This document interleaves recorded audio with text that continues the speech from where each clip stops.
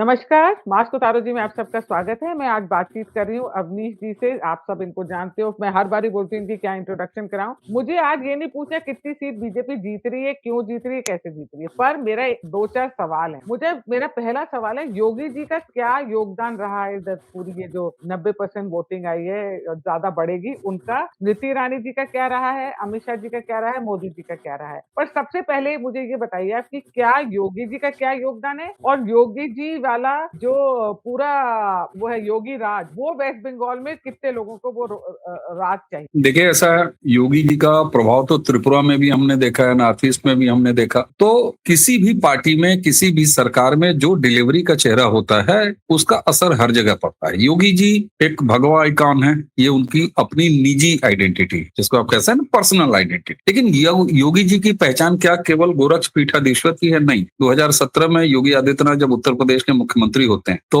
भारत का अगर कोई आप सबसे ऑथेंटिक सैंपल साइज अगर चुनना चाहें, तो मुझे नहीं लगता कि 25 करोड़ आबादी वाले उत्तर प्रदेश से बेहतर कोई सैंपल साइज हो सकता है, जिसके जरिए आप पूरे भारत का आकलन कर सकते हैं। Absolutely. ये बेस्ट और सफिशिएंट एक मॉडल सैंपल साइज है। तो योगी जी उस उत्तर प्रदेश को रिप्रेजेंट करते हैं। वह उत्तर प्रदेश जो भारत के बहुत से ऐसे स्टेट्स हैं जिनकी वो तमाम समस्याएं उत्तर प्रदेश में भी रही हैं। बेरोजगारी की समस्या उत्तर प्रदेश में रही है, लॉ एंड ऑर्डर की समस्या उत्तर प्रदेश में रही है, डेमोग्राफी बदलने की समस्या उत्तर प्रदेश में रही है, खून खरेजी की जो इतिहास है वो उत्तर प्रदेश में रहा है, इंडस्ट्रियलाइजेशन बिल्कुल गायब था, ये उत्तर प्रदेश में रहा है, ग्रोथ के मामले में रहा है। रहा बॉर्डर स्टेट, तो नेपाल की तरफ से किस तरह के एक दूसरे तरह का न्यूसेंस क्रिएट किया जाता था, ये भी उत्तर प्रदेश ने देखा है। तो ऐसे प्रदेश का मुख्यमंत्री जो कि अपने दूसरे टर्म में उत्तर प्रदेश जैसे राज्य को बिल्कुल नाप जोख ठोक ठाक के बिल्कुल फिट करके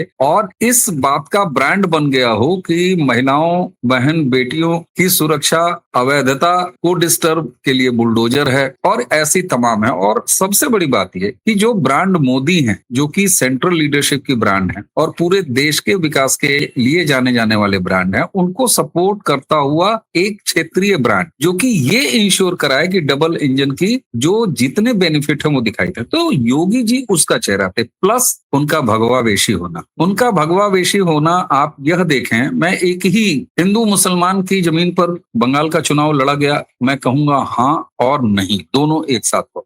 जब मैं कहूंगा कि हाँ, तो आप देखें जितने भी वीडियोस दर्शकों आपने देखे होंगे इस पूरे चुनाव कैंपेन में। क्यों? क्योंकि अरसे के बाद बंगाल लाउड एंड क्लियर होके बोल रहा था, चाहे सोशल मीडिया हो चाहे जमीन। तो 21 के चुनाव में आपने सोशल मीडिया में भी इस तरह का कम्युनिकेशन बंगाल की साइड से नहीं देखा होगा, आपने ऐसे वीडियोस नहीं देखे होंगे जो आम जनता के हैं। आईटी हैंडल्स तो अपना आईटी टीम वाले वो तो करते ही रहे। लेकिन अगर आप कैंपेन देखें तो बीजेपी का कैंपेन जा रहा है, मैंने जो अपनी आंखों से देखा, 4 झंडे 3 झंडे बीजेपी के, बाकी सारे 1.5 दर्जन 2 दर्जन 3 दर्जन झंडे जो हैं वो गेरुआ और भगवा झंडे। भारतीय जनता पार्टी जिंदाबाद ये नारा मुझे सुनाई नहीं दे रहा, उसकी जगह क्या, जय श्री राम।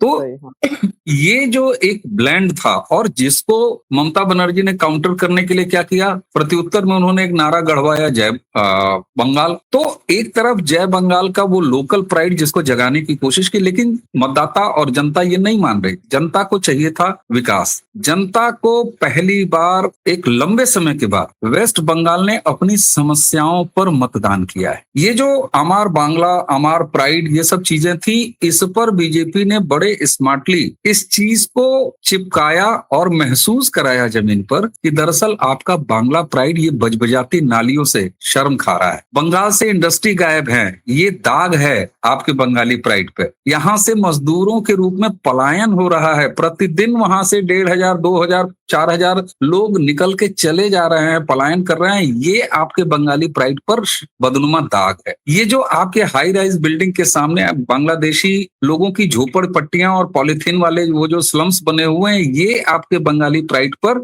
एक धब्बा है। ये जो हर घर नल जैसी योजनाएं जो पूरे भारत में चल रही हैं, सब जगह मिल रही हैं, लेकिन ममता उसकी टोटी काटे बैठी है, ये आपके उस बंगाली प्राइड पर एक कलंक है, एक धब्बा है। ये महसूस कराया भारतीय जनता पार्टी ने अपने स्मार्ट मैनेजमेंट, जो उनका इलेक्शन मैनेजमेंट था ऑन ग्राउंड। तो ममता बनर्जी जिस भाव गणित पर खेला करती थी कि अमार बांग्ला, गुजराती वर्सेस बंगाली चुनाव है, वो सब खत्म हो गया। और बंगाल के उस सो कॉल्ड, ये तो मैं आपको निचले स्तर के लोगों की बात, निचला स्तर जब मैं कह रहा हूं तो समाज के उस आर्थिक पैमाने पर जो हमारे लोग हैं जो अभावग्रस्त जीवन जी रहे हैं, जब योगी जी का दर्शन उन्हें होता है, जब हेमंता उन्हें बंगाल में दिखाई देते हैं, तो उन्हें लगता है कि अरे ये जो यूपी बिहार का एक संबंध है ना बहुत ज्यादा समानता का, यही असम और बंगाल का संबंध है। वो देख रहे हैं कि 10 सालों में असम का क्या से क्या हो गया, हेमंता वहां डिलीवर कर रहे हैं। बंगाल में बीजेपी ने मतदाताओं को, बंगालियों को ये एहसास कराया कि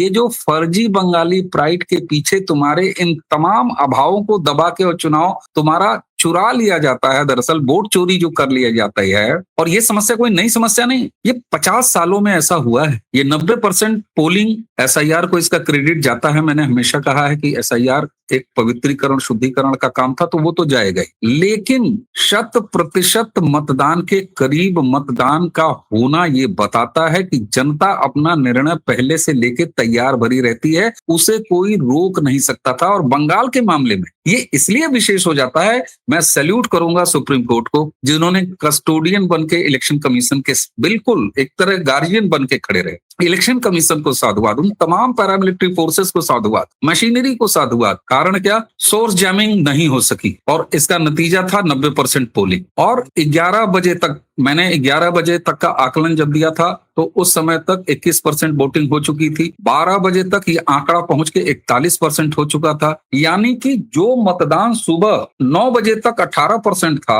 वो दोपहर तक 42% होता है। यानी ये बताता, और शाम 6 बजे तक वो 89 के 90% आ जाता है।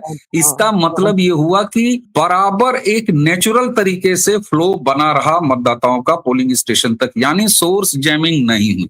सोर्स जैमिंग अगर होती तो लोग रुक रुक के आते। होता क्या था कि 11-12 बजे के बाद ममता बनर्जी का खेल शुरू होता था और भर भर के वोटर आते थे, लेकिन यहाँ कंटिन्यूटी में वोट आए। तो ये इस बात का सबूत है कि फ्री एंड फेयर इलेक्शन हुए हैं। दूसरा, एक जो सबसे बड़ी चिंता, चुनावी हिंसा और बंगाल, इसको आप अलग कर ही नहीं सकते। मैं आज भी कह रहा हूं, सरकार चाहे बीजेपी की आए, चाहे टीएमसी की जाए, कुछ भी हो जाए, चुनावी हिंसा होगी बंगाल में। लेकिन इसी के साथ अगर आप 2 बड़ी घटनाओं को देखिए, कई सारी घटनाएं हुई हैं, लेकिन मैं 2 घटनाओं का जिक्र करूंगा। एक जगह बीजेपी कैंडिडेट के ऊपर हमला हुआ, उनके साथ मारपीट की गई, शुभेंदु के साथ, शुभेंदु अधिकारी नहीं दूसरे। उसी के साथ साथ आप देखें तो हुमायूं कबीर के साथ मुर्शिदाबाद में हुआ। आप बताइए इससे अच्छे दिन क्या होंगे कि मुर्शिदाबाद में जिन 2 लोगों के बीच में, 2 पार्टीज के बीच में क्लैश हुआ है, वो कौन कौन से थे? एक तरफ हुमायूं कबीर और दूसरी तरफ टीएमसी। ये ईसा और मूसा का क्लैश था। इसमें राष्ट्रवादियों का क्या मतलब? इसे आप हिंसा मानेंगी? मैं नहीं मानता इसे हिंसा। इसे मैं 2 गिरोहों का गैंगवार कहता हूं। ये गैंगवार वहां हुआ है, ममता के अपने ही 2 लोग लड़ रहे हैं। इससे तो किसी राष्ट्रवादी का कोई मतलब नहीं होना चाहिए। मैं बंगाल के इस पहले दौर के मतदान को 100% शांतिपूर्ण मतदान कह रहा हूं, क्योंकि जो हिस्ट्री बंगाल की रही है उसके सामने ये घटनाएं कुछ नहीं है, कुछ भी नहीं है। हाँ, अब लोग कहेंगे साहब बीजेपी कैंडिडेट को पीट दिया और आप कह रहे हैं कुछ भी नहीं है। इसके पहले भी तो ये होता था। लेकिन कार्रवाई देखिए क्या हुआ। बीजेपी के चुनाव टोली के ऊपर पत्थरबाजी करने के बाद सीआरपीएफ बकायदे उस वीडियो से उस चेहरे का मिलान करती है और थोबड़ा तोड़ देती है। ये कभी देखा था वेस्ट बंगाल से? नहीं देखा था, ये इस बार देखने को मिला। अभी जिन्होंने शुभेंदु नाम के उन कैंडिडेट के ऊपर हमला किया, जिस समय दर्शक आपका ये वीडियो देख रहे हैं, इससे घंटों पहले वो सारे के सारे वीडियो में दिखने वाले तृणमूल के गुंडे हिरासत में हैं और लॉकअप में बैठे हुए हैं। ये कभी होते हुए देखा? किसी ने नहीं देखा। तो देखिए ऐसा है। मैं एक बात कहता हूं, पहले भी मैंने कहा कि लोग कहते हैं कितनी सीटें आ रही हैं। मैं कहता हूं देखिए, वेस्ट बंगाल या हमारा जो बंगाली बाबू वोटर के रूप में कैसे बिहेव करता है, मैं उसी के आधार पर कह रहा हूं कि कितनी सीटें आने वाली है। वो कभी 10-5 एमएलए का अंतर देके पायल जी की सरकार नहीं बनवा देगा कि 10 अवनीश के पास 10 विधायक कम है, पायल जी के पास 10 विधायक ज्यादा हैं और सरकार बन जाए। नहीं, वो जब भी करता है तो एक तरफा काम करता है। उसने 25 साल के बाद कांग्रेस के साथ यही किया, उसने 34 साल के बाद लेफ्ट के साथ यही किया, और ये 15 सालों के बाद ममता बनर्जी के साथ भी वही करने जा रहा है। बीच का कोई रास्ता बंगाली बाबू के पास नहीं होता मतदाता के तौर पर। वो एक तरफा झाड़ू लगाता है। आप संख्या तय कर लीजिए, 152 सीटों, यानी मैं अगर ये कह सकता हूं कि जिस तरीके से फ्री एंड फेयर इलेक्शन का ये पहला राउंड कंप्लीट हुआ है, 150 152 गेंदें हैं, 152 गेंदों में भारतीय जनता पार्टी को शतक के नजदीक जाते हुए देख रहा हूँ। मजा आ गया। मतलब आज तो मैं सुबह से टीवी के आगे लगी थी, वो बीच में बंद क्या किया मैंने अपना लैपटॉप और आपका मैसेज आ गया तब तक ये करके। नहीं और अब आप मुझे एक बात बताइए, योगी जी का तो सबको चाहिए कि वो बुलडोज़र हो, क्योंकि बहुत हिंदुओं ने यहाँ पे बहुत ज़्यादा सफ़र किया है। मतलब जिस तरीके से बहू बेटियों की इज़्ज़त लूटी गई है, जिस तरीके से यहाँ पे जो बीजेपी के फ़ेवर में वोटर्स थे, उन लोगों के हाथ-पैर तोड़े गए हैं और उनके घर जला दिए गए हैं। मैं कल देख रही थी, कई रिपोर्टर्स दिखा रहे थे कि अभी तक 2024 और 2000 इससे पहले वाले इलेक्शन के अभी तक जले हुए घर ठीक नहीं कर पाए, उनके पास पैसे ही नहीं है और पलायन भी बहुत हुआ लोग। इस बारी विमेन बहुत आगे आई हैं और इस बारी डर नहीं रही और जिस तरीके के मीम्स भी आ रहे हैं ममता बनर्जी को की तरह बोल-बोल के वो करके बहुत ही फनी मीम्स भी आ रहे हैं। इस बारी लोगों के अंदर ये डर नहीं है कि अगर सरकार आ गई तो जेल होगी। इस बारी ये डर तो आप मुझे ये बताइए कि इसमें स्मृति ईरानी का क्या रोल रहा है? देखिए, एक तो उनका बांग्ला भाषी होना, तो वो ज्यादा कनेक्ट कर पा रही थी अपने चुनावी भाषणों में, एक तो ये होता है। दूसरा, महिलाओं के जितने फेसेस होते हैं तो बट नेचुरल है कि वहां आप सोचें जहां आरजी कर की पीड़िता के मां को कैंडिडेट बना रखा, वो भी एक ऐसी टफ सीट से। मैं गया था उस सीट पर, वो काफी टफ सीट है, वहां की डेमोग्राफी सूट नहीं करती बीजेपी को, बीजेपी के लिए वो टफ सीट है, लेकिन वहां उनको लड़ाना, उससे एक संकेत मिलता है। आप मुझे ये बताइए, बड़े आराम से नंदीग्राम तो लड़ने नहीं गई थी ना ममता बनर्जी। ममता बनर्जी तो आराम से भवानीपुर में चुनाव लड़ रही, उन्होंने पहले कह दिया था। शुभेंदु अधिकारी को नंदीग्राम से लड़ने के साथ ही यहाँ लड़वाने की क्या आवश्यकता थी? ये संकेत होते हैं कि हम बंगाल के कहीं भी हैं, ममता बनर्जी को हम रिप्लेस करने के लिए तैयार हैं, शुभेंदु भवानीपुर जा रहे हैं, वहां से चुनाव लड़े, ये संकेत होता है। आरजी कर की पीड़िता को टिकट देने का क्या, ये महिलाओं को संकेत हो, उन महिलाओं को जिन्होंने संदेश खाली में क्रांति किया था। चप्पल, झाड़ू और डंडे शाहजहां शेख के खिलाफ अगर किसी ने उठाया था तो हमारी बंगाल की संदेश खाली की माताओं बहनों ने उठाया था। और महिला और मुसलमान, ये दो एम फैक्टर्स थे। मुसलमान ममता बनर्जी के साथ है, मैंने पहले भी आपसे कहा था, वो किस्तों में कहीं कहीं अपने बिरादरान लोगों को जिताएगा, हुमायूं कबीर के साथ, इसीलिए वहां पर हंगामा हुआ। ओवैसी के साथ भी यही हो सकता है। एक चीज जो मुझे लगा, जो ऐसा हो सकता है, मैं दावे के साथ नहीं कह सकता, लेकिन ऐसा होता है, उत्तर प्रदेश में एक बार हुआ था 2014 में, मोदी की सत्ता एक बार आने के बाद जो बार बार रिपीट हो रही है, और उसके बाद यूपी में भी अगर आप देखें तो मुसलमान वोट बैंक नाम की चीज को न्यूट्रलाइज किया गया। वेस्ट बंगाल में मुसलमान इस निर्णय पर पहुंचा है, उसे ये पता है कि ममता बनर्जी जा रही है, उसे ये पता है कि अकेले अब हम उस ताकत में नहीं है कि हम ममता बनर्जी की सत्ता को रोक सकें। ऐसे में वो फिर अपने लोकल बिरादरान भाइयों की तरफ चला जाएगा उन एरियाज में। ऐसा नहीं है कि पूरे बंगाल में वो ये काम करेगा, वो ओवैसी के कैंडिडेट को मतदान कर देगा, वो हुमायूं के कैंडिडेट को कर देगा कि भाई ठीक है, ममता तो जा ही रही है। तो इससे थोड़ा डेंट जो भी लगेगा वो टीएमसी को लगेगा, और लगा है, इस चुनाव में भी लगा है। उसका नतीजा है जो कुछ भी अभी हुआ है वहां पर हुमायूं कबीर के साथ। तो एक तरफ जो राष्ट्रवादी मत है उनका एकीकरण, और एक चीज मैं आपको वो बताऊं, भद्र लोग बेचारे बिना मतलब ताना सुनते हैं। लोग कहते हैं भद्र लोग कौन है? भद्र लोग वो अर्बन बंगाली है जो नौकरीशुदा है, जिसको हम मिडिल क्लास वोटर बोलते हैं, शहरी वोटर बोलते हैं। आप देखिए भाजपा ने उनको कहाँ हिट किया है, उनको हिट किया है यार, सरकारी कर्मचारी होते हुए भी जब देश 8वें अर्थ पे कमीशन का वेट कर रहा है, 7th पे कमीशन एंजॉय कर रहा है, उस समय बंगाल में 5th पे कमीशन और आंशिक रूप से 6ठा पे कमीशन। अब आप सोचिए, उत्तर प्रदेश में एक प्राइमरी टीचर जिसकी नौकरी केवल 4 साल हुई, वो 50,000 प्लस का सैलरी ड्रॉ कर रहा है, और बंगाल में 14 साल का वही एक्सपीरियंस रखने वाला जिसकी नौकरी 14 साल पुरानी हो गई है, वो 40,000 45,000 रुपए सैलरी ड्रॉ कर रहा है। इस अंतर को क्या शहर का जो मतदाता है वो समझ नहीं रहा? आप ये सोचें, 26,000 टीचर्स की भर्तियां जिस तरीके से करप्शन के भेंट चढ़ी, उसको वो एक अंडर करंट, उसका भी एक फैक्टर रहा है शहरी मतदाताओं में। जो सर्विस क्लास है वो देख रहा है, जो ट्रेवल करता है मुंबई और बाकी शहरों की तरफ, वो देखता है कि वहां कौन सा ग्रोथ है और यहाँ कौन सा ग्रोथ है। आप नेट स्पीड की बात कर लीजिए, हम तमाम राष्ट्रवादी यूट्यूबर वेस्ट बंगाल जाने के बाद केवल इस बात से सबसे ज्यादा परेशान थे कि हम लोगों को नेट नहीं मिल रहा था, वाईफाई नहीं चल रहा था। अगर वाईफाई है तो आप ये सोचे कि इन सारी चीजों से रोज कौन झेल रहा है, कौन ये देख रहा है कि हमारा दूसरे शहर में इतने हवाई अड्डे हो गए, यूपी जैसे प्रदेश के पास हर जिले में मेडिकल कॉलेज हो गया, इतने सारे एक्सप्रेसवेज हो गए। उत्तर प्रदेश से एक एक्सप्रेसवे गोरखपुर से शुरू होकर सिलीगुड़ी जा रहा है, लेकिन खुद बंगाल में कितने एक्सप्रेसवेज हैं। तो ये जो अर्बन क्लास है, उस अर्बन क्लास ने लॉ एंड ऑर्डर के साथ अब कोई तोलेबाजी से नहीं रहना चाहता, इतना स्वाभिमान जाग चुका है और सोशल मीडिया इसमें बहुत रोल निभा रहा है। यही वजह है कि आपको सोशल मीडिया में बंगालियों के वो वीडियोस आ रहे हैं रिएक्शनरी, जिसको आप कह रही थी गजब गजब के मीम आ रहे हैं। तो ये जो अर्बन क्लास है, उस अर्बन क्लास ने भी ममता बनर्जी की छुट्टी तय की है। और इसीलिए मैं एक चीज कह रहा हूँ, वेस्ट बंगाल लोग कहते हैं कि साहब ये 152 में तो सबसे ज्यादा उम्मीद है, आगे तो जो 142 वाला सेकंड फेज है ये तो बड़ा टफ है। देखिए बंगाल की ये फितरत नहीं रही है, उसने दिया है तो झाड़ के दिया है। इसलिए पहले फेज और दूसरे फेज मुझसे कोई नंबर्स न गिनवाए, मैं बंगाली बाबू के वोटिंग पैटर्न के आधार पर ही कह रहा हूँ कि मेजोरिटी आ रही है, परिवर्तन हो रहा है, तो उसी शैली में हो रहा है जिस शैली में बंगाल परिवर्तन करता है, एक तरफा करता है, क्लीन स्वीप करके करता है। तो आपको अर्बन बंगाल भी चौंकाएगा, सेकेंड फेज भी चौंकाएगा। और यही वजह थी कि जब फर्स्ट फेज का पोलिंग चल रहा था तो अमित शाह जी जो है अपने भाजपा के सेंट्रल कार्यालय घूम रहे थे, वार रूम घूम रहे थे, सेकेंड फेज की तैयारी कर रहे। और हंस लेते हैं इस बात को अंतिम रूप से समाप्त करते हुए, हम सबको हंसना चाहिए कि 90% पोलिंग के बाद ममता बनर्जी ने कहा है कि लोगों ने एसआईआर के विरोध में मत दिया है, इसलिए ये बढ़ा हुआ परसेंटेज आया है। तो आप इससे अच्छे दिन और कौन सा देखना चाहते हैं? जी सही कह रहे हैं आप।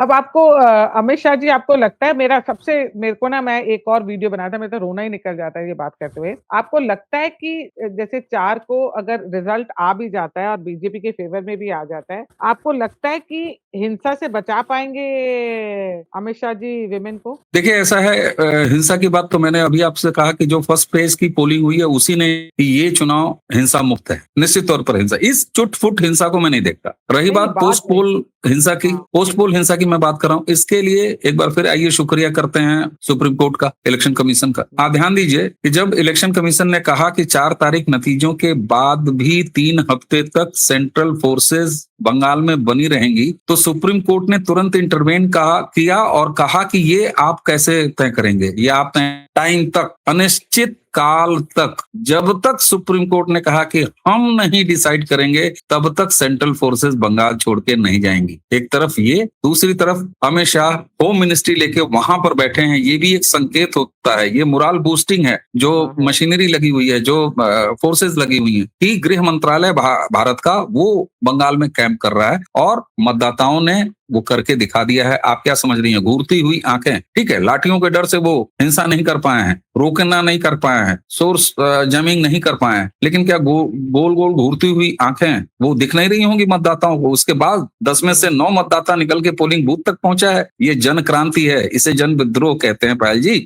और जन विद्रोह, जन क्रांति जब होती है ना, तो फिर बड़े बड़े चुक जाते हैं। और बंगाल की ये फितरत है, उसने जब जिसके साथ किया, 34 साल बाद उसने धोखा दिया लेफ्ट को, तो इसी तरह दिया ना, वो फिर बीच का नहीं छोड़ता। तो पोस्ट पोल के लिए, और एक चीज और मैं बता दूं आपको, बंगाल से बाहर बैठे हुए जितने भी हम सारे लोग हैं, उनको सबसे ज्यादा शिकायत रही कि साहब 2021 में जो पोस्ट पोल हिंसा हुई उसमें बीजेपी ने अपने लोगों का साथ छोड़ दिया। मैं ईमानदारी से कह रहा हूं, मैं बंगाल के 1 हफ्ते के प्रवास में मैंने इस एंगल पर बहुत सारे लोगों से सवाल पूछा। बंगालियों को इस बात का शिकायत नहीं, उनके अंदर एक फीलिंग थी कि अगर हमारी कोई रक्षा कर सकती है तो ये भारतीय जनता पार्टी ही कर सकती है। इसलिए पोस्ट पोल के लिए वो बहुत आराम से तैयार है। और ड्यूरिंग पोलिंग ये जो कंट्रोल्ड रहा है पूरा एनवायरनमेंट, इसने वो जमीन तैयार कर दी है कि पोस्ट पोल हिंसा भी, हिम्मत नहीं होगी साहब, हिम्मत नहीं, मैं बता रहा हूं। प्रधानमंत्री ऐसे थोड़ी ना कहते हैं। आप सोचिए, जो नरेंद्र मोदी सबका साथ सबका विकास कहते हैं, वो कहते हैं सबका हिसाब, ये कम परिवर्तन है। अमित शाह कहते हैं उल्टा लटका देंगे, ये कम परिवर्तन है